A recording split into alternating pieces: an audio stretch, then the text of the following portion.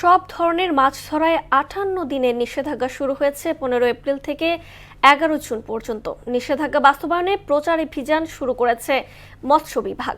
যদিও বছরের এই সময়টাতে জলদস্যুদের উৎপাতে আতঙ্কে দিন কাটে জেলেদের, তারপরও গেল ২ মাস ধরে তেল সংকটে সমুদ্রের ট্রলার নামাতে পারেনি বেশিরভাগ জেলে। ক্ষতি পুষিয়ে নিতে সরকারের সহায়তা চেয়েছেন সংশ্লিষ্টরা। এই বিষয়ে আশ্বাসও মিলেছে কর্তৃপক্ষের কাছ থেকে।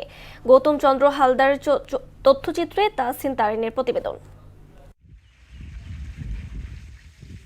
প্রতি বছর নেয় এবারও বঙ্গোপসাগরে ইলিশ সহ সামুদ্রিক মাছের সুষ্ঠু প্রজননের জন্য ১৫ এপ্রিল থেকে ১১ জুন পর্যন্ত সব ধরনের মাছ শিকারে নিষেধাজ্ঞা আরোপ করেছে সরকার। এই নিষেধাজ্ঞা বাস্তবায়নে প্রচার অভিযান সহ সভা সমাবেশ শুরু করেছে মৎস্য বিভাগ।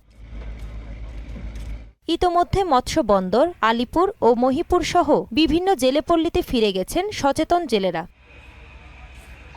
তবে এই মৌসুমের শুরু থেকেই সাগরে বাড়ে জলদস্যুদের উৎপাত। এছাড়া গত ২ মাস ধরে দেখা দিয়েছে জ্বালানি তেলের সংকট। এই সব কারণে বেশিরভাগ জেলে যেতে পারেনি সমুদ্রে। ক্ষতি পুষিয়ে নিতে সরকারের সহায়তা চেয়েছেন সংশ্লিষ্টরা। জেলে এবং ট্রলার মালিক আড়তদারদের সম্পূর্ণ লোকসানের ভিতরে আমরা চলতেছি। আমরা মাছ ধরতে পারি না, কিনতে দিব কত কষ্টের মধ্যে দেখেন এই সমস্ত গ্রামে ভিজা সকাল হইতে কোনো এইভাবে জালিয়া নামে কোনো চালু আমরা পাইনি। যেমন মেম্বার খালি আছে ওই টাকা পয়সা নিয়ে এইবার খায়। মাছ না ধরতে পারে তো জেলের চাল দেয় না। পটুয়াখালী কলাপাড়া উপজেলায় ৮৩০৫ জন জেলেকে প্রতি মাসে ৪০ কেজি খাদ্য সহায়তা নিশ্চিতে কাজ করছে কর্তৃপক্ষ।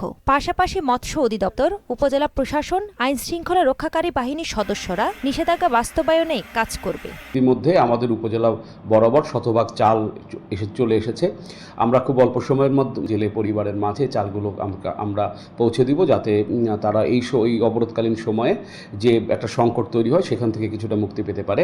নিষেধাজ্ঞাকালীন প্রণোদনা বাড়ানোর পাশাপাশি তা প্রকৃত জেলেদের মাঝে বন্টন, গভীর সাগরে কোস্টগার্ড ও নৌবাহিনীর টহল বাড়ানো এবং তেল সংকট নিরসনের দাবি জানিয়েছেন সংশ্লিষ্টরা। তাহসিন তারিন, মোহনা সংবাদ।